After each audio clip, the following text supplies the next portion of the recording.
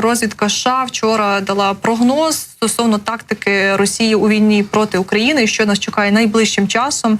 Говорила про це директорка національної розвідки США Авріл Гейнс. І от прогнозує вона, що Росія вдаватиметься до більш агресивної тактики найближчим часом в Україні. Каже Гейнс, що Росія посилила удари по інфраструктурі України і от пояснює це тим, що хоче Росія перешкодити Києву переміщати озброєння і війська, а також уповільнити оборонне виробництво і змусити розглянути можливість переговорів. В такий спосіб діє Росія. І от каже директорка національної розвідки, що усе більш агресивна тактика Путіна проти України, така як удари по українській електроенергетичній інфраструктурі, має на меті переконати Україну в тому, що продовження війни лише збільшить шкоду для України і не пропонує жодного правдоподібного шляху до перемоги.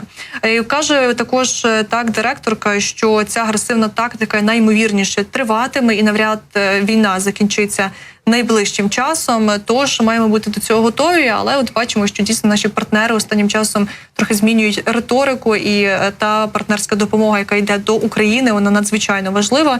Звісно, були деякі затягування часу, наприклад, пакету допомоги від Сполучених Штатів, але вже маємо повідомлення як від офіційних представників, так і від джерел в ЗМІ про те, що насправді уже велика частина цієї допомоги або на шляху, або вже перебуває тут в Україні. Тож, попри те, що Росія буде змінювати тактику, Україна готова до цієї зміни і готова боротися проти як російських ракет, шахедів, так і проти російських військових на полі бою.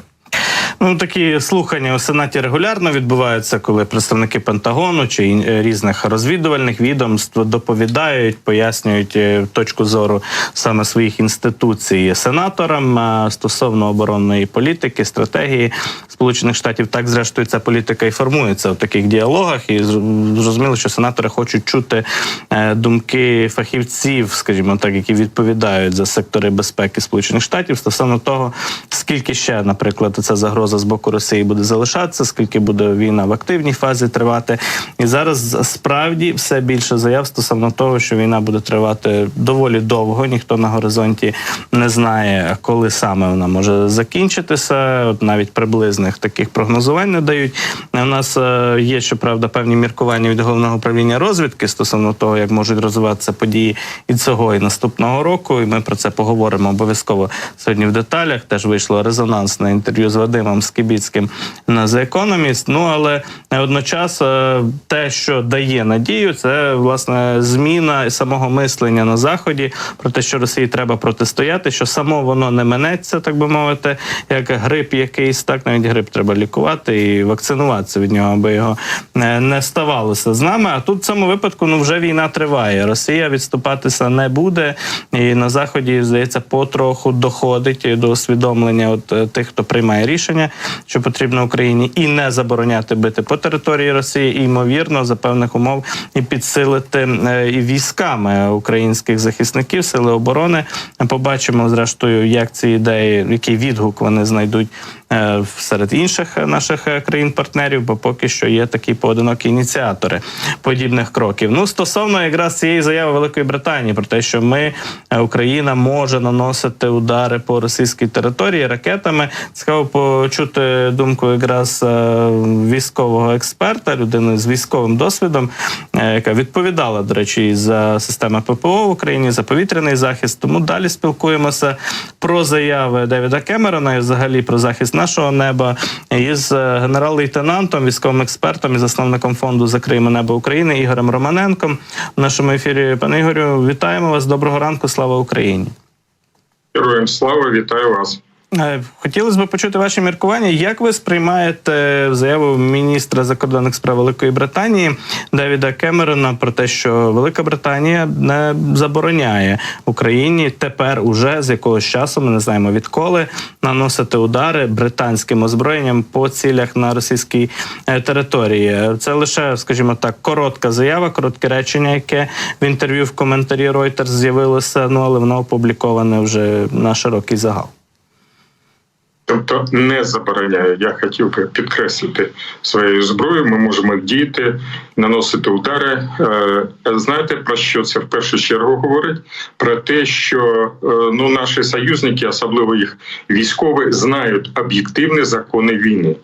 Але питання у тому, наскільки їх політичні лідери наближаються до цих об'єктивних законів і розуміють, що їх і ні, якщо ми хочемо виграти, а Україна і українці точно хочуть виграти. І якщо союзники працюють з нами, значить вони повинні поступово, але краще швидше, тому що третій рік, і ми бачимо, що приводить ця поступовість, наприклад, на півроку від американців, просуватися до цих об'єктивних законів війни. Це не політична гра, це дії дуже важкі. Страшні дії в світі, які відбуваються в центрі Європи, в Україні відносно нападу країни-агресора на наш народ. І тому треба діяти у відповідності з цими законами. Можливо, ми з вами в вашому ефірі ми неодноразово говорили про те, що ті ж британці, які так зробили заяву, спільно з американцями прийшли до цього в своїй війні. Американці дочекалися за океана ще в Другій світовій, потім Перл-Харбор їх навчив, вони включилися в цей процес, і перед висадкою в Нормандії вони визначили з британцями, що треба бити по НПЗ, по заводам, які випускають зброю воєнну, і по аеродромам, ну тоді більше було, хоча ФАУ було, де аеродроми літаки, по літакам на аеродроми, а також по позиціям там з ФАУ і таке інше. А що ми робимо зараз? Саме те.